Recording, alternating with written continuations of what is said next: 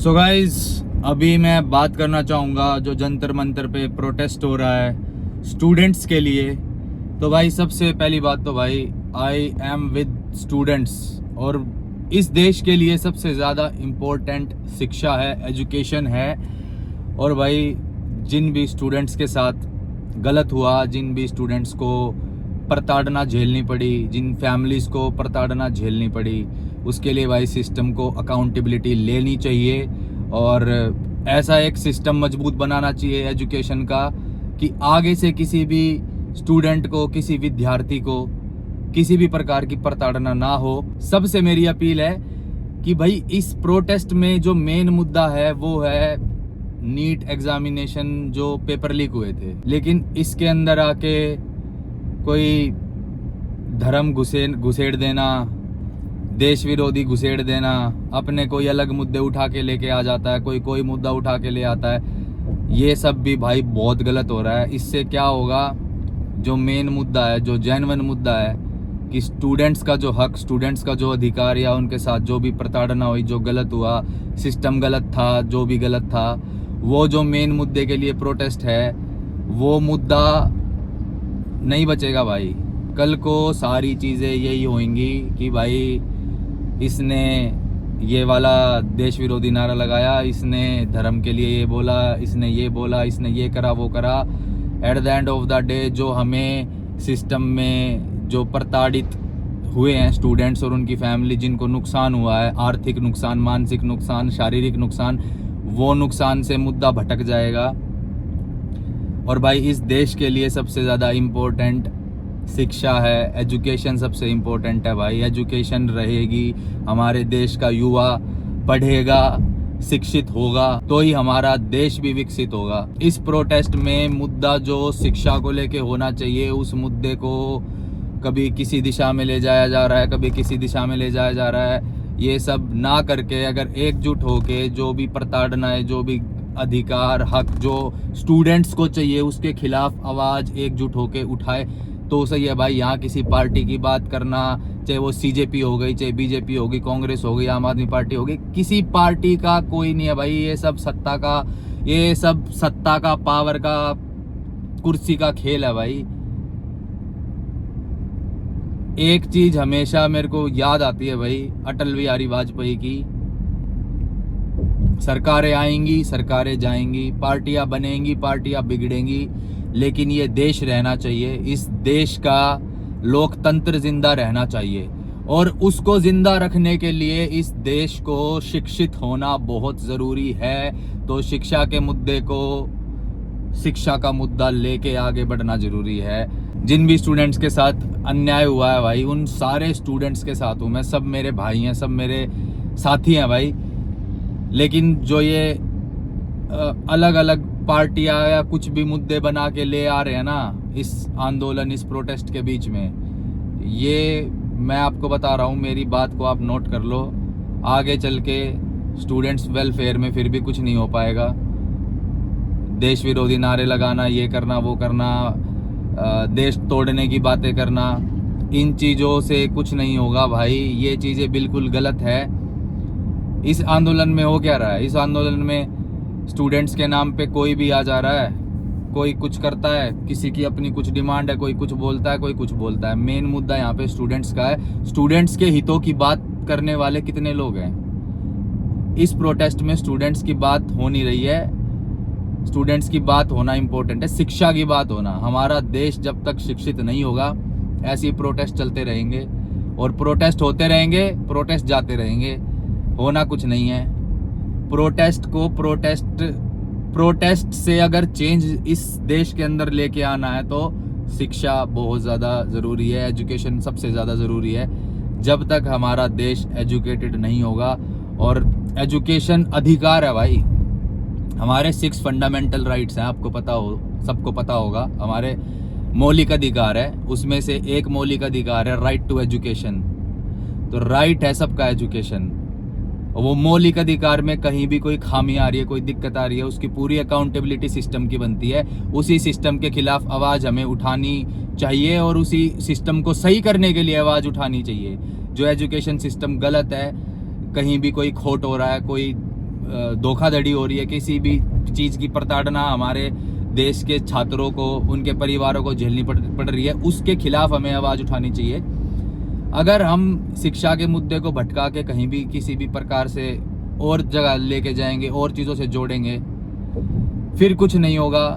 जो का त्यो जहाँ पे चीज़ें हैं वहीं की वहीं रह जाएगी। जिनको इंसाफ एक्चुअल में चाहिए उनको इंसाफ मिलेगा नहीं, और कोई आएगा अपनी सियासी रोटियां सेकेगा, सत्ता का फ़ायदा उठाएगा, क्योंकि यहाँ पे सब सत्ता के भूखे हैं भाई, सब सत्ता के भूखे हैं। ठीक है, अगर आपको याद हो जब अन्ना हजारे आंदोलन हुआ था, उस टाइम भी अन्ना हजारे को आज कितना लोग भूल गए होंगे, आधे लोग तो अन्ना हजारे को, या याद भी होगा तो बस होगा कि हाँ एक अन्ना हजारे था। लेकिन उस टाइम पे जन लोकपाल बिल के लिए आंदोलन करने वाला एकमात्र इंसान अन्ना हजारे था। उसके साथ फिर धीरे धीरे बहुत सारे लोग आके जुड़ गए।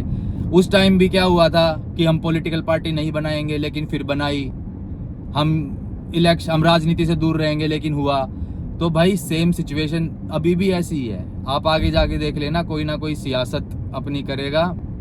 अभी माहौल इमोशनल है, लोग परेशान हैं, तो इमोशंस और परेशानियों के साथ खिलवाड़ करके कोई अपनी सियासी रोटियां सेक जाएगा, सिस्टम वैसा का वैसा रह जाएगा। देश के हालात बहुत नाजुक है, सही और गलत में डिफरेंस समझना हमें खुद पड़ेगा।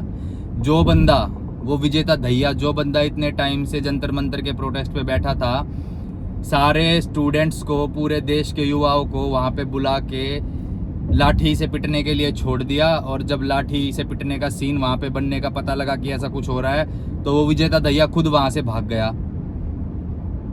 तो ये चीज़ें हमें खुद भी देखनी पड़ेगी भाई कि क्या सही है और क्या गलत है। सही ये है कि हमें एजुकेशन सिस्टम में जो कमियां हैं, जो प्रॉब्लम्स हैं, उनके खिलाफ आवाज़ उठानी चाहिए, उनके साथ खड़ा होना चाहिए, लेकिन सिर्फ अपने फ़ायदे के लिए नहीं, इस देश के फ़ायदे के लिए, इस देश के युवाओं के फ़ायदे के लिए, इस देश के भविष्य के फ़ायदे के लिए। एजुकेशन सिस्टम को ठीक करने के लिए जो भी निर्णायक स्टेप्स सिस्टम में सुधार के लिए होने चाहिए, वो बहुत ज़रूरी है होने। और जिनकी वजह से नीट पेपर एग्जामिनेशन लीक हुआ, और उस एग्जामिनेशन लीक होने की वजह से जिन परिवारों को, जिन छात्रों को, जिन छात्राओं को परेशानी हुई, आर्थिक, मानसिक, शारीरिक, उनके खिलाफ अकाउंटेबिलिटी पूरी सिस्टम की बनती है। उनको न्याय मिलना चाहिए, और जिन्होंने भी कमी करी है, खोट करी है, गलत किया है, उनके खिलाफ कार्रवाई भी होनी चाहिए। लेकिन शिक्षा का मुद्दा शिक्षा पे ही रहना चाहिए भाई। आई एम कट्टर इंडियन, मेरे को अपने देश पे गर्व है, और मैं अपने देश पे गर्व और ज़्यादा करना चाहूँगा, और होगा भी तब जब मेरा देश शिक्षित होगा। और मैं शिक्षा के समर्थन के साथ साथ मैं अपने देश की एकजुटता में भी भाई पूरा कट्टर भारतीय हूँ, और इसकी मेरे को कोई प्रूफ देने की ज़रूरत नहीं है। ठीक है, अगर कोई मेरे देश को तोड़ने की बात करेगा तो मैं उसके खिलाफ भी आवाज़ उठाऊंगा, उसके अगेंस्ट भी मैं बात करूंगा, क्योंकि वो भी गलत है। अगर कोई बोलेगा मेरे देश के टुकड़े होंगे, या ऐसे लोग जो इस आइडियोलॉजी को सपोर्ट करते हैं, देश को तोड़ने की बात करते हैं, वो लोग आके स्टूडेंट प्रोटेस्ट के नाम पे आके अपनी सियासत करेंगे, मैं उसके खिलाफ भी आवाज़ उठाऊंगा। मुद्दा स्टूडेंट्स का है, और मुद्दा एजुकेशन का है, और मुद्दा यही रहना चाहिए। I am with students, I am with my country, I am proud Indian. तो आई होप भाई आप मेरा पॉइंट समझ रहे होगे जो मैं बात कर रहा हूँ। बहुत ही पते की बात बोल रहा हूँ मैं। अभी माहौल ऐसा है, किसी को कोई सही लग रहा होगा, किसी को कोई सही लग रहा होगा, किसी को लग रहा होगा कि ये ठीक है, इसकी बोली बात ठीक है, किसी को लग रहा होगा इसकी बोली बात ठीक है, लेकिन at the end of the day बात एक ही जायज़ है।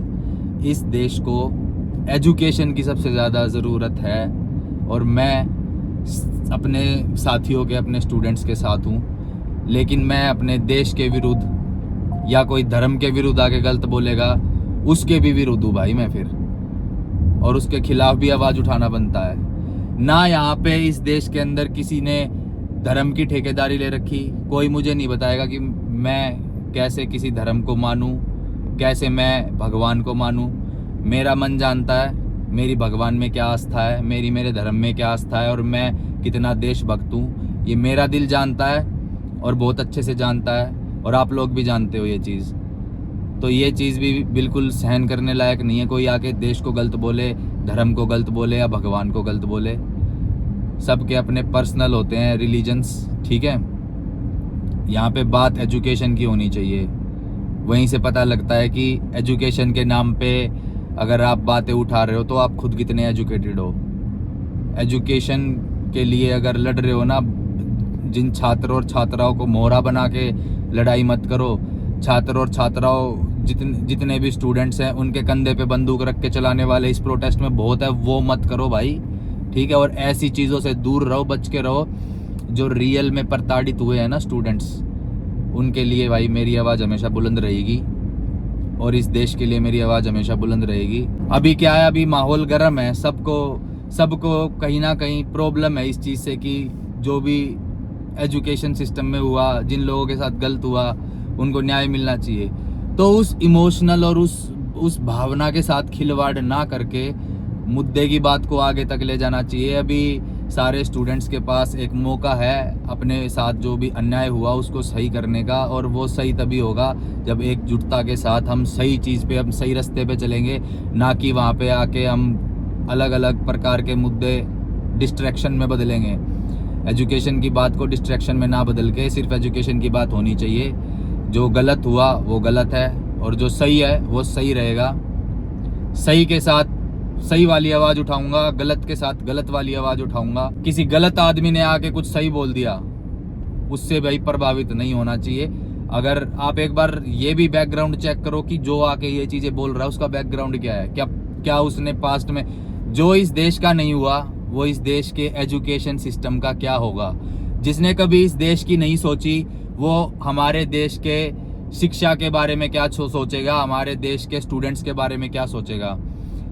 जो इस देश की मिट्टी से प्यार नहीं करता वो हमारे एजुकेशन सिस्टम में क्या बदलाव ले आएगा। यहाँ पे किसी पार्टी का समर्थन नहीं करने आया हूँ मैं, ना किसी पार्टी का विरोध करने आया हूँ मैं। यहाँ पे मैं शिक्षा की बात करने आया हूँ, एजुकेशन की बात करने आया हूँ। और बस मेरी इतनी सी बात है भाई।